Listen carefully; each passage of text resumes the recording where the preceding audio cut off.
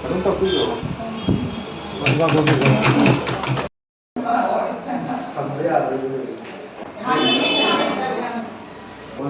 everyone, I'm myself Dr.Jayalakshmi N. I'm dental surgeon, fellowship Suloizade, facial aesthetic and cosmetology. I'm hello dental and aesthetic clinic hangjarbagi pandamse. Koi Manipur laiba missing say yamna oral health care yamna importance low debo. This oral health care matter to bane aduna diagnose to be how ngalinga da early diagnose to was quite best neba.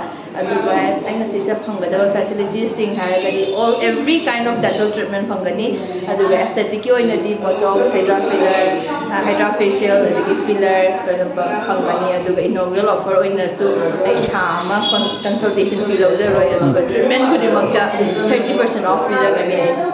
Aduna if I brush to bagan so yam so nagini takthallaga brushing techniques baduna yada gum recession thokan ba yada ket mafanga kalhanda ba adagi yada chonda halaga gum to reset targa lehen ba adu adagi pujike WHO na su WHO na su hire mani oral cancer se most oral cancer se sidagi kogi neglect to badagi warak mani aduna dum makhan ma'am thokan ba yare basi ken problems mayam se and then dum chana dentist visit to bio aduga time to time early diagnose to bio every 6 months dentist visit to bio